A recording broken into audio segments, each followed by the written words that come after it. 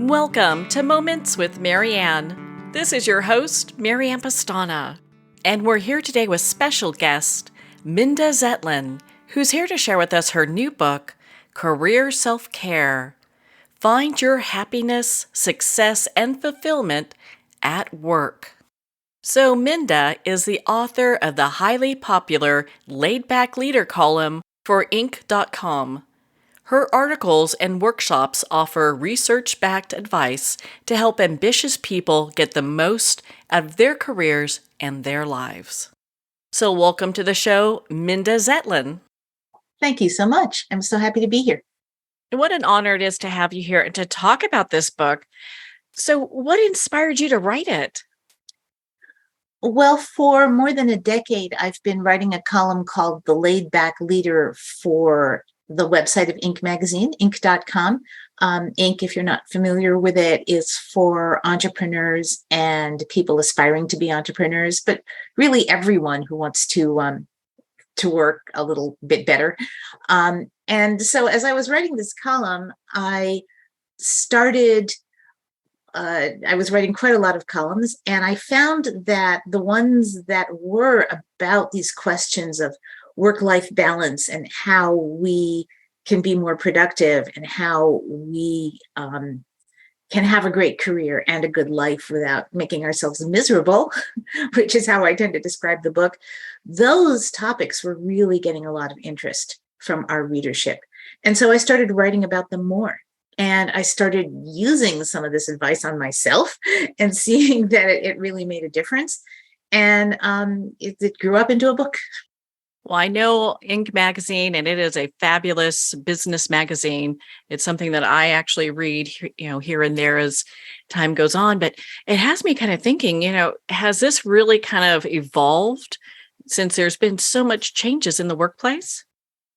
From my point of view, the pandemic accelerated some things that were kind of already happening in terms of the workplace. That business of meeting virtually and spending half our lives on Zoom, that was kind of beginning to happen to me before. I think maybe the biggest change from the pandemic is that the default became video chat like Zoom instead of phone, but a lot of it was kind of already happening. And a lot of the what I call the disappearing line between work and life, where work intrudes on life more and more, but also we bring our life to work more and more. I think that's been happening for a long time. Well, it's good to get that feedback, especially from an expert. And so when you bring together self-care and careers, so how is that coming together? I think it actually comes together very, very well. To the benefit of both, and both your career life and your work life, if I could put it that way. And a lot of people that I've talked to have essentially told me the same thing, that in fact, in order to do our jobs well and to really shine and excel at what we do, we ourselves need to be in a good place. The way I like to put it is happy, healthy, and at ease.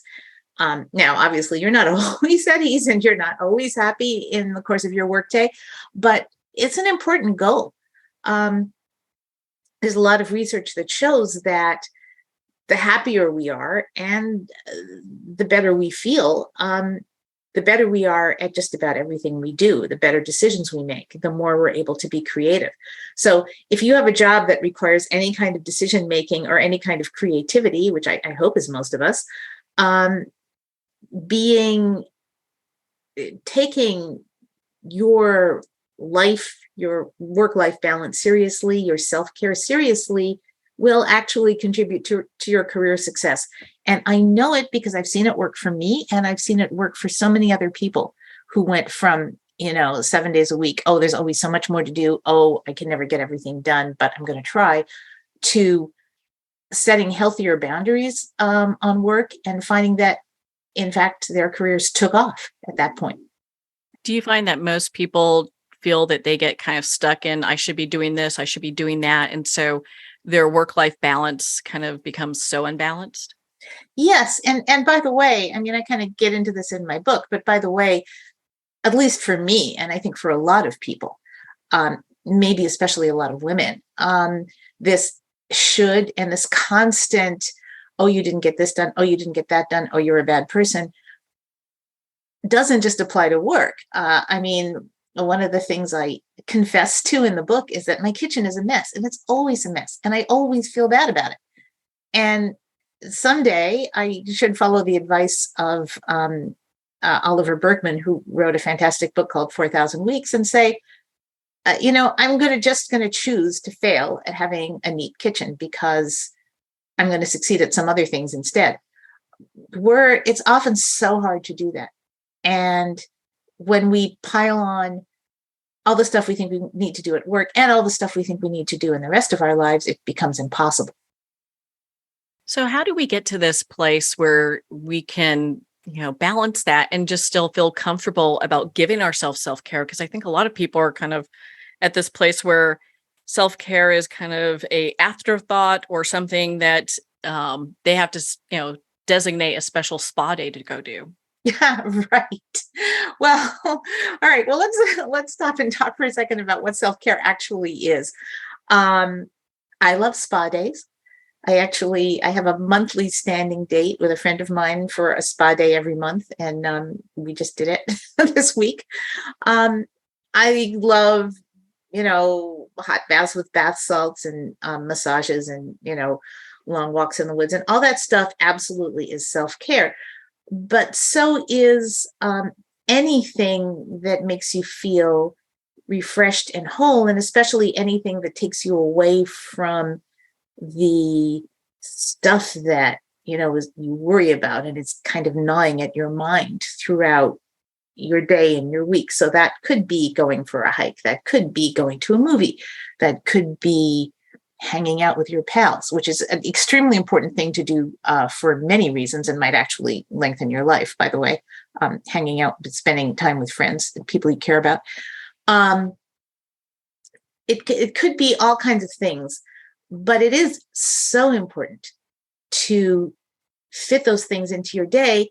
And the thing is, I think the way to get there, truthfully, is to take small steps and experiment. Because you're right, it's very hard to just go, okay, I'm going to drop my commitment to all these things, even if that commitment's only in my own head. I'm going to drop making sure to answer every email. I'm going to drop making sure to vacuum every other day or whatever.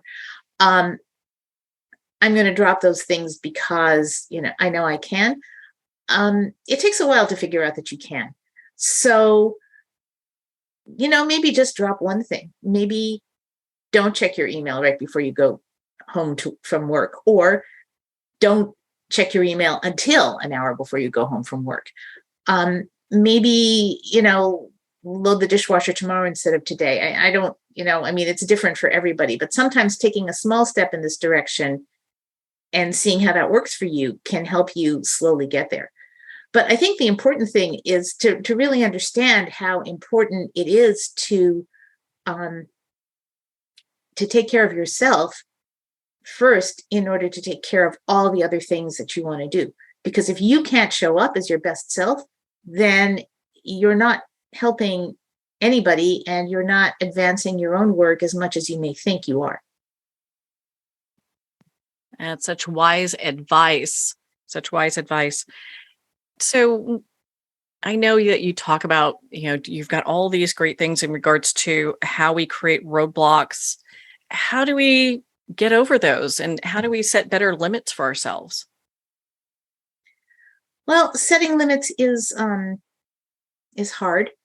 I mean, the story I like to tell about this, and I think it's in the book too, is Christmas around Christmas a few years ago, I read news accounts about a woman in Indonesia who was in her 20s, and she was working in a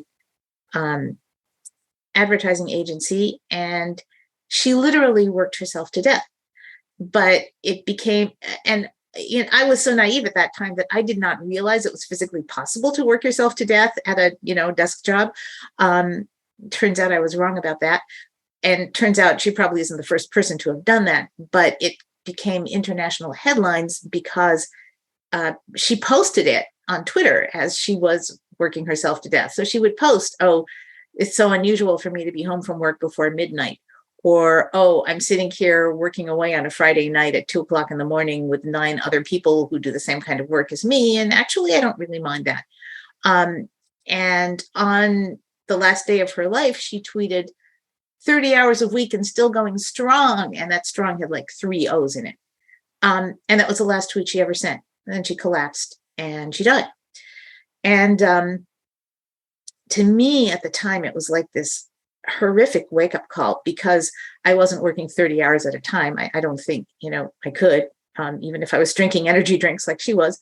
But I was working too much and I wasn't taking days off at all. And my husband was really frustrated with his inability to get me to talk to him, even though I worked at home and we were both home all day. And I sort of realized, this isn't going to work for me. I got to make some changes. Around the same time, I interviewed someone who strongly made the case in terms of brain health and productivity for having one completely work-free day, at least one, every week. And so that's where I started. That was the first boundary I set for myself. And I was amazed at how helpful it actually was. And that kind of started me on the path of prioritizing some of the stuff for myself. And the more I did it, the more I saw that it really worked. So you talk about just brain health. What was the science behind that? Because I think a lot of times people, they may hear advice from experts, but sometimes the science is what really kind of gets them. The science is what gets them. And I apologize for not having all the research right at my fingertips. So I'm going to do this from recollection. But certainly if all the things you're trying to get done, first and foremost, if all the things you're trying to get done are in any way affecting your ability to get a healthy amount of sleep every night, and a healthy amount of sleep is at least 7 hours for almost everyone, and probably 8. And sleeping for 7 or 8 hours means spending a little bit more time than that in bed, because you obviously don't fall asleep the instant you get into bed, and you usually don't wake up the instant you get out of bed. If anything that you're doing, including, going to the gym in the morning and getting a workout, is preventing you from having those hours of sleep, that's the first thing that brain science tells you really need to change. And it's really important because, first of all, people who are sleep deprived, and sleep deprived, by the way, comes from sleeping 6 hours a night. If you sleep 6 hours a night for, I think it's 10 days, research shows you are as impaired as if you had drunk alcohol, or as impaired as if you had stayed up all night. You cannot function well on that amount of sleep. Almost no one in the population can. So you start making not only are you more at risk for road accidents, just as if you've been drinking, but you start making bad decisions. You become a much worse boss, partner, parent, and so forth, because your ability to really hear and properly communicate with people is impaired. Your creativity is impaired. Your ability to do your job well is impaired. And most frighteningly of all, for anyone who's ever watched anyone go through Alzheimer's disease, your risk of Alzheimer's is way increased. While you sleep, your brain actually pulsates and clears out the beta amyloids that cause Alzheimer's. But it only does this if you achieve deep sleep, and you only can achieve deep sleep if you have enough hours of uninterrupted sleep to get there. So that's the first and most important thing. And everyone should be paying attention to that science. And please Google the science of sleep research if you want to know any more about any of this, or take a look at my book. So that's the first thing. Another piece of science, and I'm sorry, I'm not going to describe this as well as I would like, has to do with the importance for your brain of taking breaks in terms of both learning and creativity. There's part of your brain that works when you're directly focused on something and paying attention to it. there's a part of your brain that's working on that. When you take your focus off whatever it is and relax and go do something, fun and unconnected, or just rest, a different part of your brain goes to work. And that part of your brain both solidifies learning and makes the kinds of connections that really are creativity. Creativity most often is the making of new and interesting connections inside our minds. And by the way, your brain needs to make those new connections and those new pathways to make it more resilient, both towards things like Alzheimer's and everything else. That's a bit more brain science. I actually got to experience this myself in a really strange way. Years ago, when for our anniversary, my husband and I took a Segway tour, and I had never been on a Segway in my life. And we got on the Segways, and he took to it like a duck to water. He was zooming around, and I was okay, but I wasn't that great on the Segway. I couldn't really keep up with him and the tour guide. It was just the two of us and the tour guide. And then about an hour into our Segway tour, we stopped at the little park that was scheduled to be on the tour and just sat around and chatted for half an hour. Unbelievably, when I got back on that Segway, all of a sudden I could ride it. Something had happened in the back of my brain when I was able to take my attention off it for just a few minutes that suddenly made it come clear. Those kinds of connections happen. They can happen all the time, but only when we give ourselves the chance to take a break. Well, thank you for answering all that. I know I put you on the hot seat there a little bit. So I apologize. But you've got such great information in your book. And I can understand why so many people write in and are asking these questions and wanting to gain a greater understanding. And it's interesting. You often hear people say, well, I'm working 60 hours a week or 80 hours a week. I mean, are they getting more done than someone that works 40? Research at Stanford says that they're not. I don't know if you did something purely mechanical where like your entire job was to lift a box and set it on top of something and then do it again and do it again and do it again. Maybe you could get more done in 60 hours than 40, although I don't think so. But for knowledge work, research from Stanford shows that actually the optimum efficiency is no more than 40 hours a week. And if you work longer than that, you probably are not getting more done. Elon Musk, I just recently saw a commencement speech where Elon Musk said, well, it's simple math. If someone else is working 50 hours a week and you're working 100 hours a week, you're going to get twice as much done. Well, much though I respect Elon Musk as a scientist, he's way off base with that one, as I think all of us kind of instinctively know. I think we all kind of instinctively know that if all we do is wake up in the morning, because that's about what that 100 hours would be, right? Since you're going to spend some amount of time sleeping. If you wake up in the morning, start working and continue working right up until the point you fall asleep, and then do it again and do it again every day for 7 days, you're not going to be getting twice as much work done. That would be really rough. That would be really rough. Well, and let's say someone has a boss like that. How can they talk to them about, developing this better work-life balance? I think that can be really challenging. You could buy your boss a copy of my book, I suppose. But other than that, I think that can be really challenging. And I think it is going to depend a lot on the culture of an individual workplace and also of an industry at large. It's very hard. And it's particularly hard when you're probably dealing with coworkers who think more like Elon Musk, and they think, they can spend every single day at work. And then if you have small children and your coworkers, are single and free, they can often put in those hours in a way that you can't. But there's a lot of research that also shows that parents are better leaders and better bosses because the lessons that we learn as parents translate into our workplace lives. But in terms of having a boss, I'll be more efficient if you allow me to go home at 5 o'clock every day. Might be a harder sell than to be specific about what you need and what you'll get done.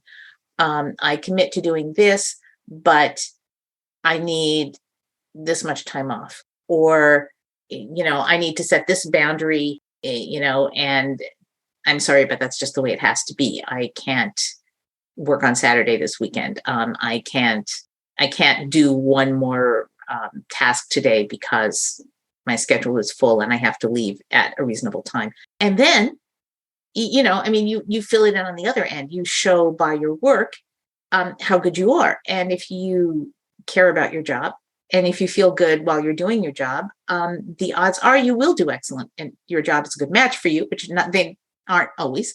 Then chances are your work will speak for itself. But having said that, there are places where the expectations are out of line, and there are certainly bosses who are horribly unreasonable. And if that's the situation you're in, then that's a whole different challenge. And, one you should think about dealing with. That doesn't mean go out and quit, but it does mean to do something or try to do something to make your work better for you. Yes, develop some boundaries if possible, and at least start the conversation about one's needs. Is what I got from your book. Yeah. Thank you. I think that's a more efficient way of putting it. And if you're stuck in a job that doesn't work for you for whatever reason, which is a question that seems to come up a lot, even in times like these where there's economic uncertainty, you may or may not feel like you can leave your job, but often just changing the parameters of your job can make a big difference. Getting projects that you really care about, finding ways to get rid of tasks that you really hate, finding maybe making a lateral move to work for a different boss. Often people who hate their jobs really hate the people that they're working with, and most especially the people they're working for, and then just making an adjustment to that can make a big difference. So it can be hard if you have a job with unreasonable expectations, or you have a job that isn't a good fit for you for whatever reason. But that doesn't mean some other job won't be a good fit for you. And it doesn't mean that you should just grin and bear it. You may or may not be in a position to just leave your job and, it flip to say, oh, well, if this doesn't work for you, go find a different job. Well, some people can do that. Some people can't. But whoever you are, whatever you do, you can at least try to figure out how you can make it better. Definitely get the conversation going. In your book, you talk about showing up to work as ourselves. What do you mean by that? I think most of us, especially when we're younger, come to work and put on, not only whatever our work clothes are, but also persona that we think is expected of us at work. Along the way to doing this, I interviewed a man who is now an image consultant. And when he first started his corporate job, he was working in a big consulting firm, and he's Black and he's gay. And he felt the only Black gay man in the universe at the job and in the industry where he was. And so he came to work very buttoned down, wearing suits and, starched white shirts and acting, super uber professional. And he said he did well at his job, but he wasn't doing well at being him. And that translates into how people see you and understand you at work. So the wake-up call for him was when he got a performance review that said that he was very good at his job, but his team that was reporting to him at that point, his team didn't know who he was. When the people you work with don't know who you are, it's tough to inspire them. It's tough to really get them to do their best work for you. Or, if you're talking about someone that you work for, it's tough to get them to really trust you with a big project or a big responsibility. So the more you can break down that barrier between who you are at work and who you really are, the more I think you can really engage in your own heart with your job, and also with the people that you work with, because work really ultimately is always about people and about relationships, almost 100% of the time. So when you bring yourself to work, when you bring your whole self to work and you let the people you work with see who you are, again, just a little bit, and it's another case where just a little bit of experimenting, probably the way to get there, it can really actually have a surprisingly powerful effect on your career. Well, that sounds pretty exciting, I think, for a lot of people, that they can take this information and start making changes in their life to develop that kind of balance. Because I can remember the days when someone, we'd work, the boss would give you a cell phone and you're on call if you like it or not.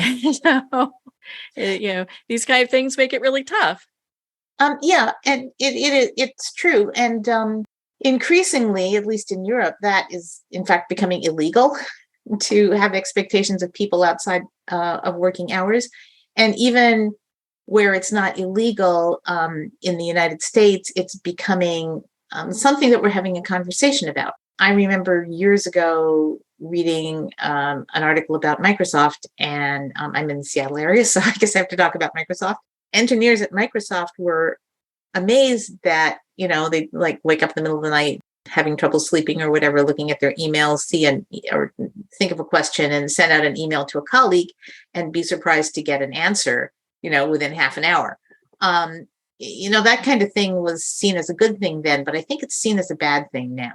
And there's a lot of rules out there and policies that experts recommend about not letting people think that they're expected to answer emails over the weekend or when they're or after hours, or worst of all, when they're supposed to be on vacation.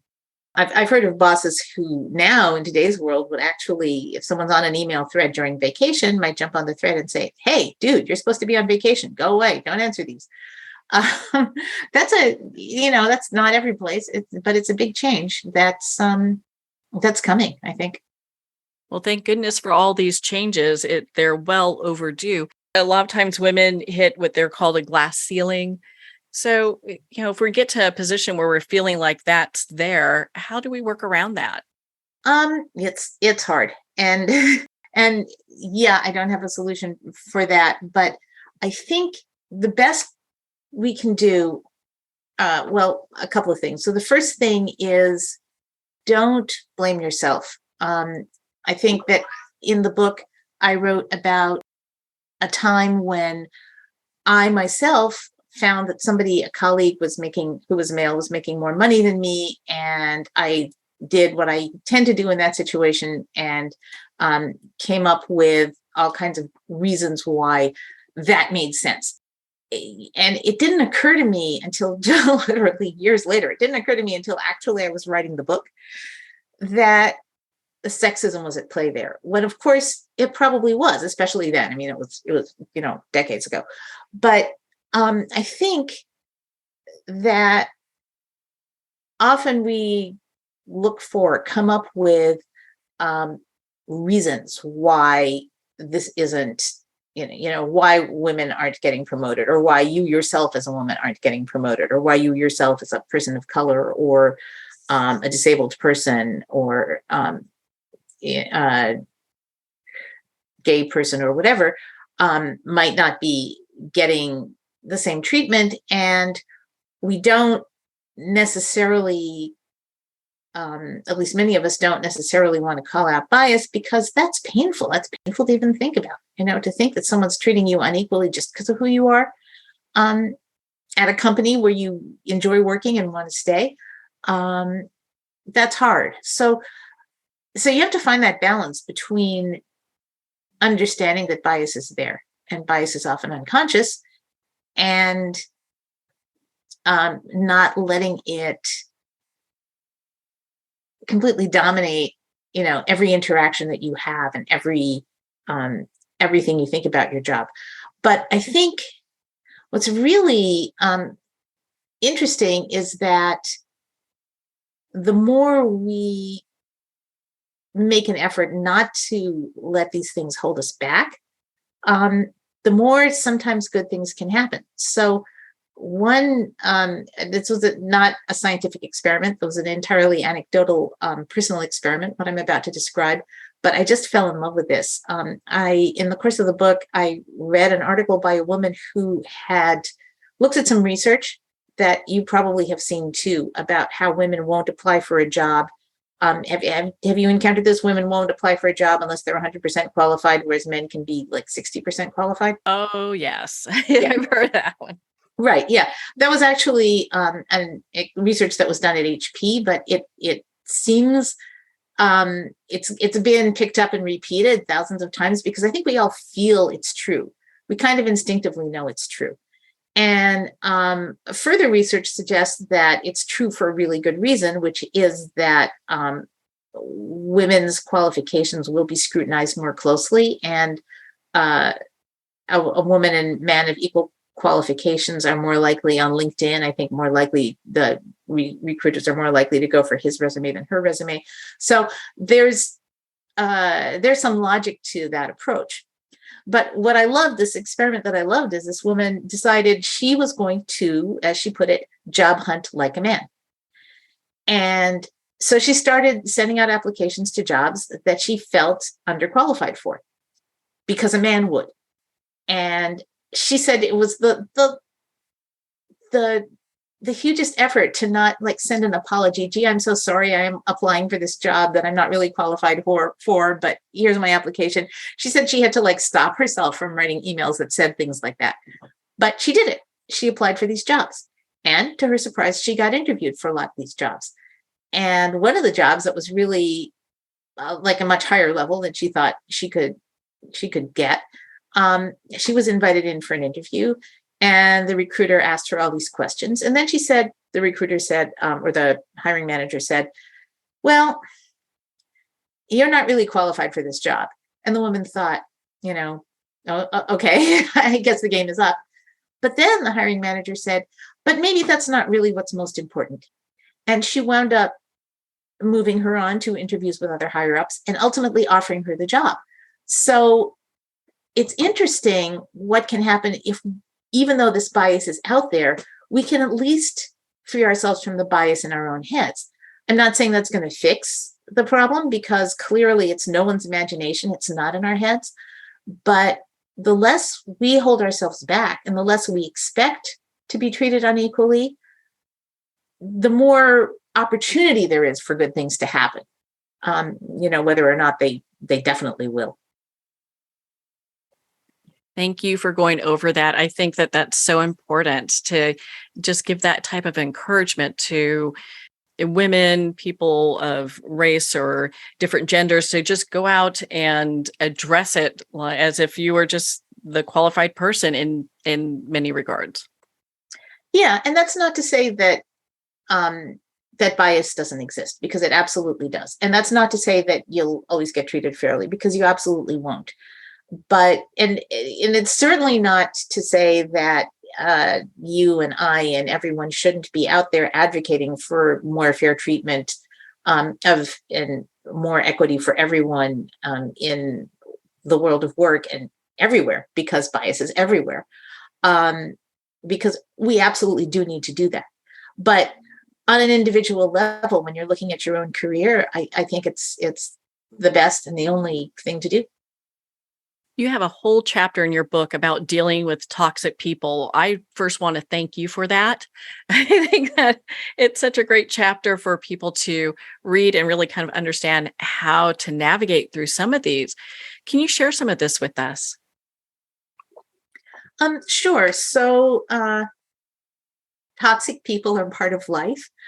In the book, I go through several different types of toxic people, people who try to manipulate you, people who dump a lot of anger all over you, people who really only ever think about themselves, which probably is, many bosses. Narcissists do tend to occupy the corner office, and people who are passive aggressive, which is probably my own greatest failing. But to generalize, there's really,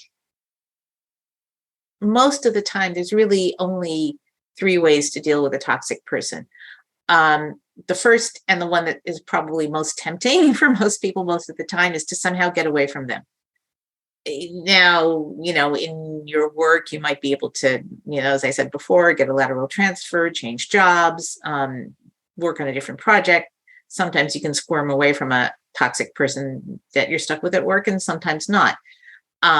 Inside your family or circle of friends, it can get more challenging. But, this is why sometimes people say that they no longer deal with or avoid family members or whatever, because, toxic people are out there, and sometimes can be very destructive to be stuck around them. The other, a second way to deal with a toxic person, which works with some sort of people, particularly those who are, who will dump a lot of anger on you and, just be blustery, is to stand up to them and confront them. There's some people that, unless and until you stand up to them, are just going to push your buttons forever. So that's a second way to deal with a toxic person. But a third way that is incredibly difficult to do, but incredibly powerful if you can, is to flip the problem upside down and make friends with a toxic person.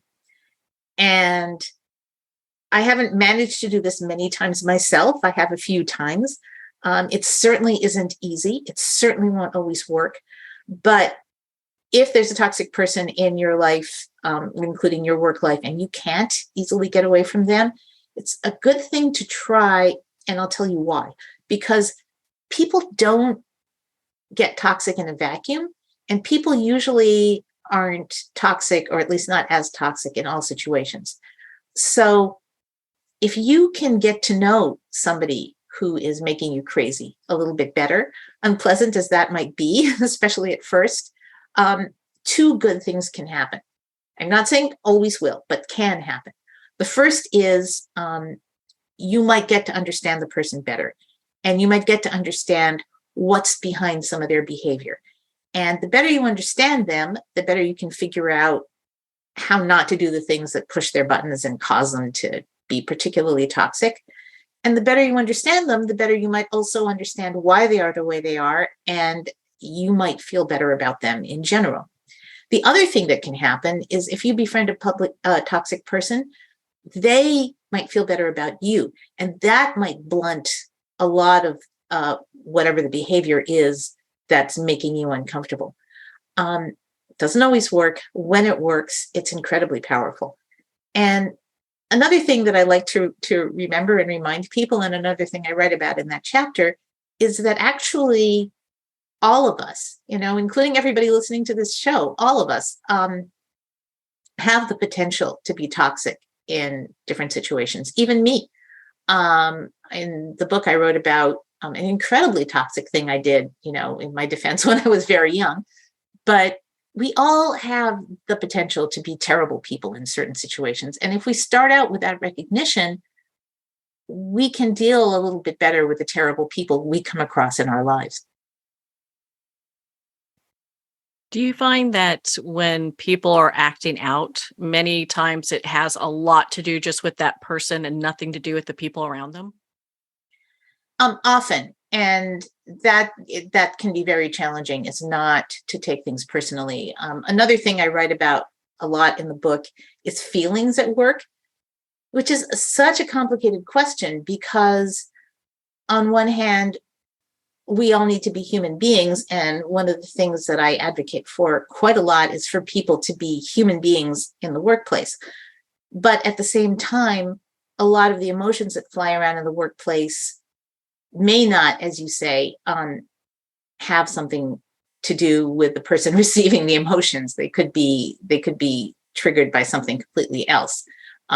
Especially somebody who's if you're in a position of low power and somebody in a position of higher power than you can take out some of those negative emotions on you at a lower risk than if they did it with someone else. So you may just find yourself in the hot seat because of that. At the end of the day, I sort of like to say, at the end of the day, your work will come to an end someday and your life will still be there, probably. So ultimately, the emotions that we bring to work need to be tempered a little bit with that understanding. And that can help you get a little bit of emotional distance when you're being unfairly treated by somebody who may be a toxic person. Such great advice. I absolutely love the advice that you give. And, I know in your book, you also talk about detoxifying practices that we can use. What are some of those? Um, well, I think mindfulness at work, that was actually a topic that surprised me a lot in writing the column, that there was a huge amount of interest in mindfulness. Um, I am a big believer in meditation. I'm not, I know that that doesn't apply to everyone. And the thing is that, although I totally encourage you to try meditation if you haven't, it's not necessary to really actually, sit in a corner and say or something to bring mindfulness into work. It can be as simple as stopping if something at work is upsetting you and taking a few deep breaths. And ideally, taking in an inhale that is shorter than your exhale. So inhale, count to 4, exhale, count to 6, for example, to say something super, super simple. There's the science behind that. The science behind that is that you have this thing called the vagus nerve that's the largest nerve in your body, and it regulates your heartbeat, and it will speed up while you're inhaling and slow down when you're exhaling. And so by exhaling at length, you slow your heartbeat, which physiologically tells your body, okay, things are all right, you can calm down. So that's the science reason for that. There are many different things you can do to kind of bring a little bit of mindfulness into the workday. Ideally, if you have control over where you work someplace where you can look out a window and see something in nature. If that's not possible, bring a little nature into your workspace, or even a picture that you can gaze at that makes you feel better. Make a little time every day during the workday to go outside, even if it's for 10 minutes.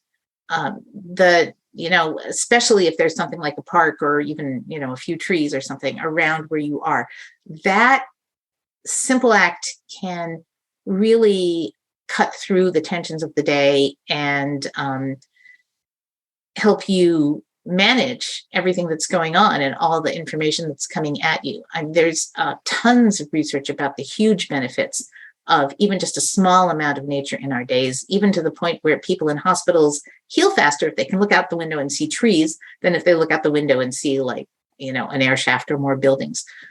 It's not entirely clear why this is so powerful, but it really is. So those are a few simple things you can do to detoxify. There's many, many more, but that's a place to start. Yes, you go over quite a few more in your book, and one that I found to be very powerful was journaling. I'd love for you to share a little bit about that with us. Yes. I've been journaling my whole life. This is funny. This is sort of topical for me because I'm in a book group, and of course my book group read my book. And now all of them are journaling, to my surprise.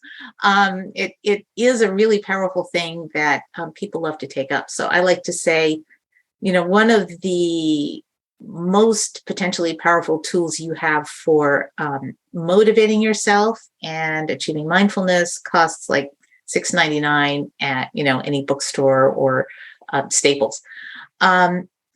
So journaling is one of these things that really, and I think this is the most important thing about it, that really anybody who takes up journaling should adapt it to what feels right and what works best for them, which is going to be different for everyone.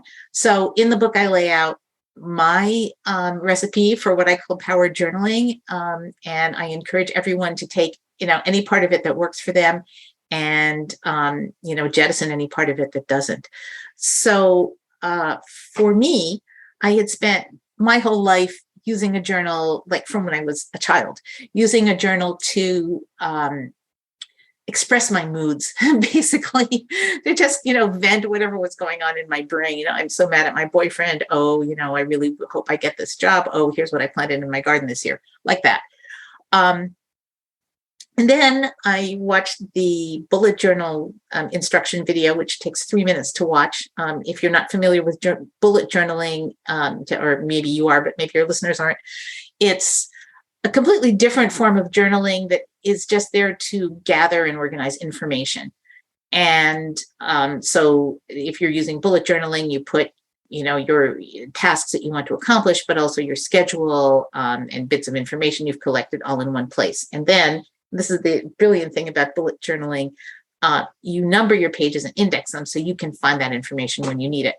So what happened for me is that those two things combined to become something that really feeds my work planning and my career, because I use my journal. I do number the pages and index it so I can find stuff. And I use my journal to write down my plans for the week, tasks that I want to accomplish for the week, goals for the week, the month, the year, or the future. I want to do this in the future, but I don't have exactly when.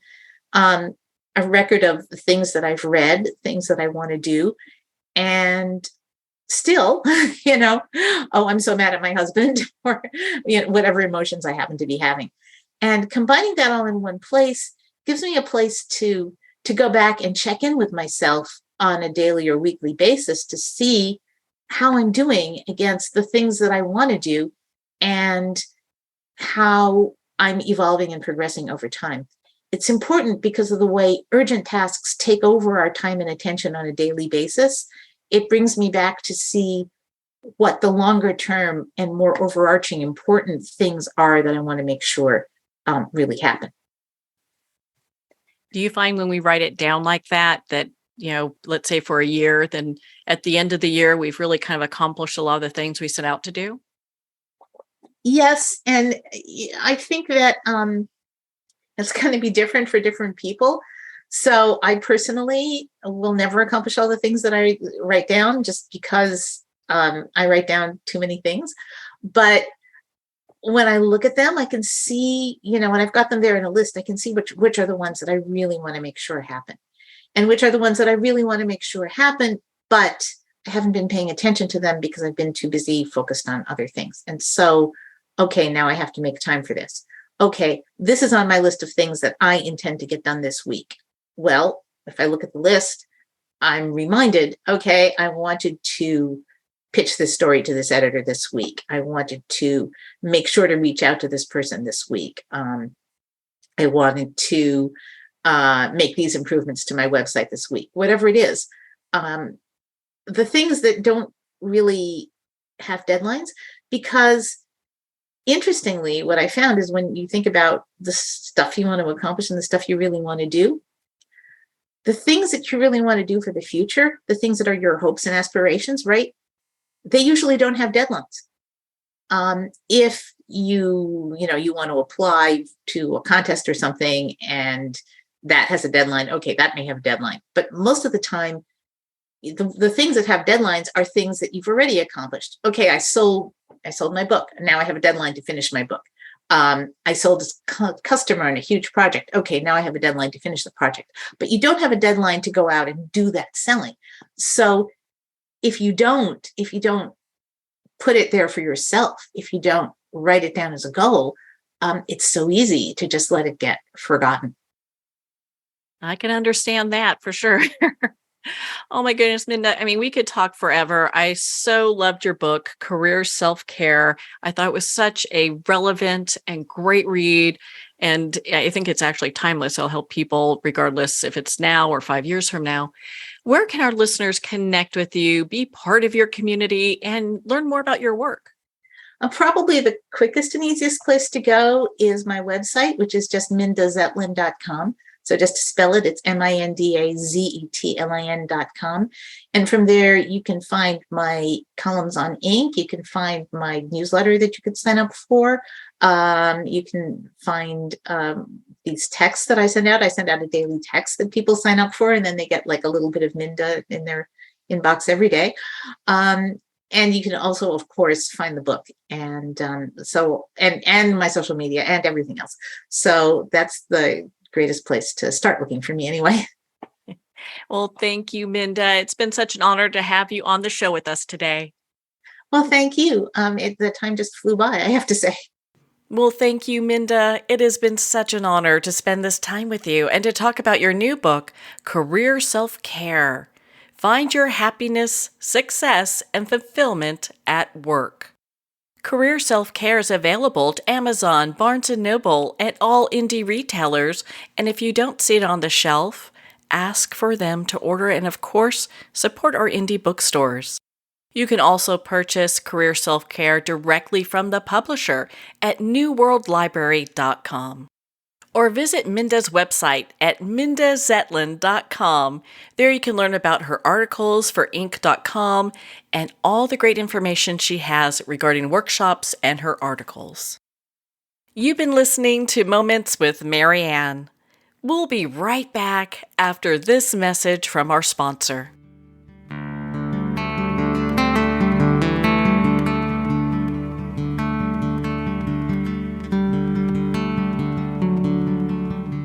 I'd like to thank Jason Eastwood at Guitarfulness for sharing his inspiring music and talent with us.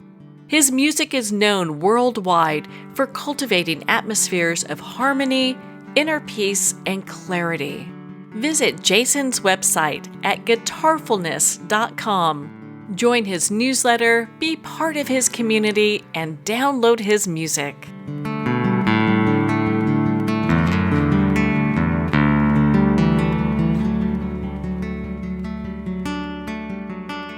Well, we're at the end of our time today. I'd like to thank everyone for tuning in. You've been listening to Moments with Marianne, where we make every moment count.